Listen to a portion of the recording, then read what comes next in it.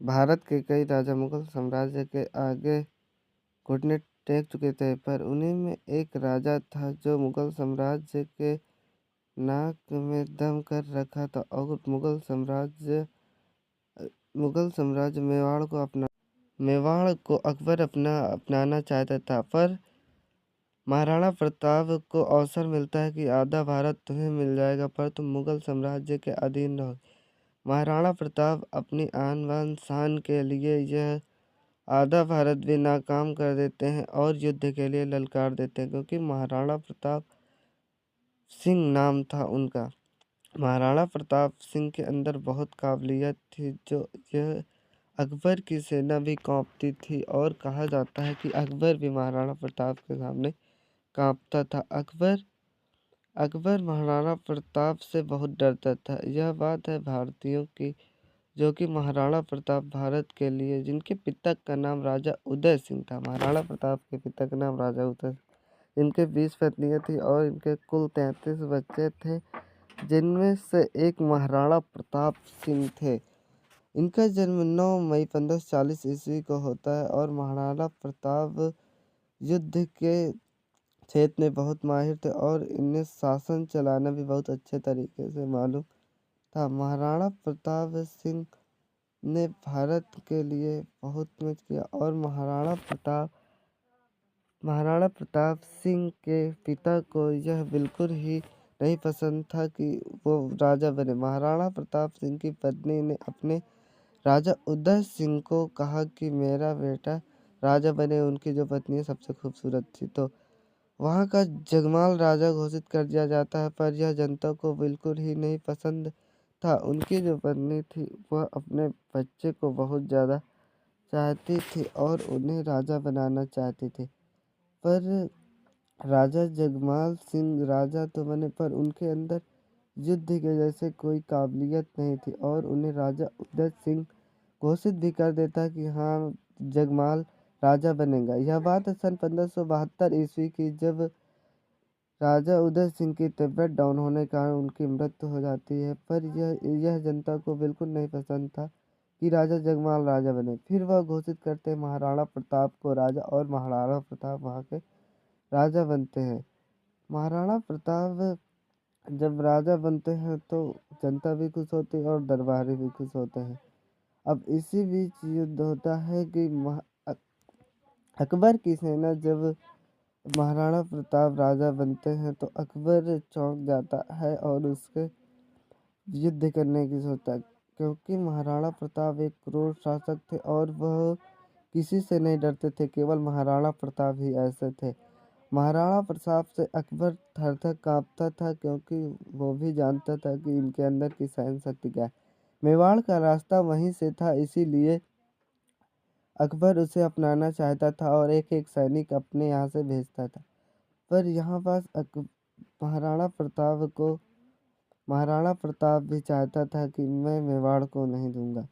जब भी इसी बीच ऑफर आता है महाराणा प्रताप को कि तुम पूरा भारत ले लो, पर तुम्हें हमारे उसमें रहना है। महाराणा प्रताप को यह बिल्कुल ही पसंद नहीं था कि मैं अकबर के शासन में रहूं, मैं अपने ही शासन। महाराणा प्रताप एक बहुत क्रूर शासक था, जो कि 1576 ईस्वी में जब हल्दी घाटी के युद्ध में एक तरफ अकबर की सेना तो एक तरफ महाराणा प्रताप की सेना, और यह हल्दी घाटी का युद्ध जब होता है तो महाराणा प्रताप के पास बहुत कम सेना थी और अकबर के पास 80,000 सेना थी, और महाराणा प्रताप के पास ज़्यादा नहीं, सिर्फ 16,000 सेना थी। 16 × 85, 5 गुना सेना अकबर के ज़्यादा थी। जब हल्दी घाटी के युद्ध में ये युद्ध होता है तो महाराणा प्रताप की इतनी वीरता थी, वो धड़ से सिर अलग कर देते। और यह युद्ध अरावली पर्वत पर हुआ।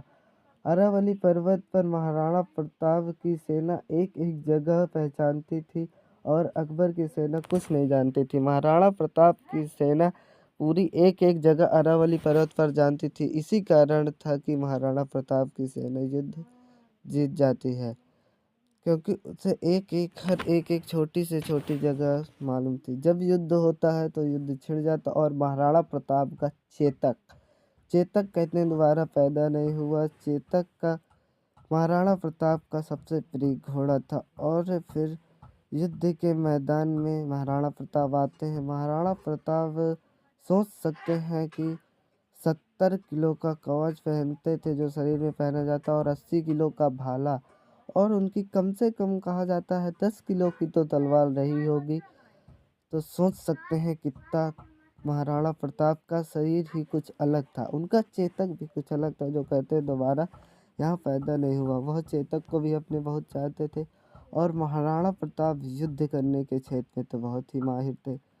महाराणा प्रताप फिर जब युद्ध होता है तो अगर जो सामने आता है तो उसका सिर धड़ से अलग कर देते हैं। महाराणा प्रताप का चेतक जो था बहुत ही अच्छा था, जो कि युद्ध के समय जब युद्ध होता है तो वह धड़ से सिर अलग कर देते हैं और अकबर के प्रिय सुल्तान को मार देते हैं।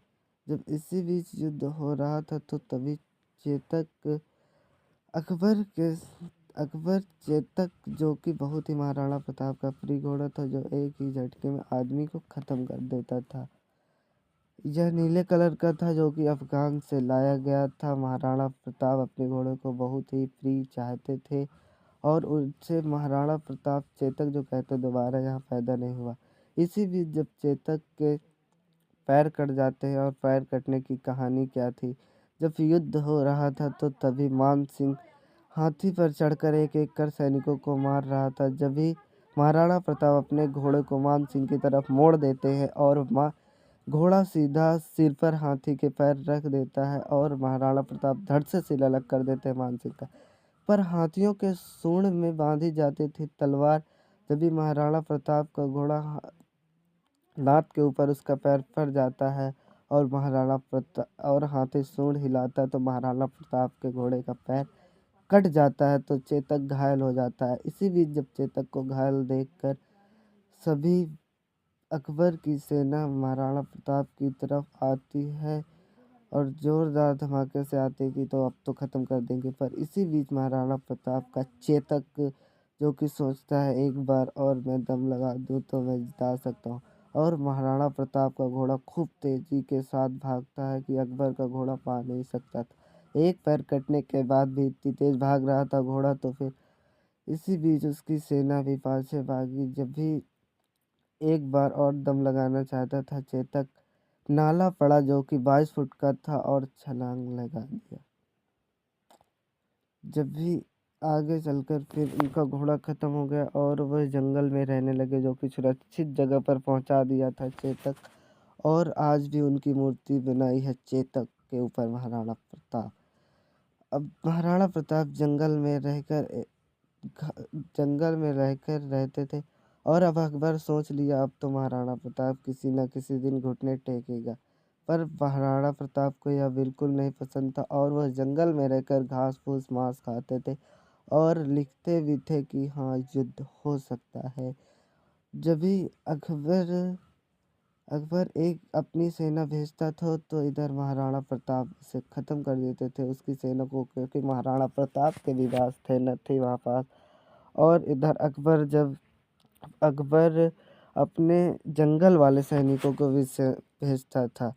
तो जंगल में जो सैनिक रहते थे तो देख सकते हो आप कितने खतरनाक। और वह जब भेजता था तो उधर महाराणा प्रताप की सेना भी उन्हें ख़त्म कर देती थी। जब भी अकबर समझ गया कि अब मेवाड़ को अपनाना बहुत ही कठिन है। यह बात है जब सन 1500 अकबर महाराणा प्रताप अब इसी बात का फ़ायदा उठाते हुए 1597 में जब एक बाघ उन पर हमला कर देता है, और बाघ उन पर हमला करके यह जब 56 वर्ष के थे जब भी बाघ इन पर हमला कर देता, और 56 वर्ष में ही इनकी मृत्यु हो जाती है।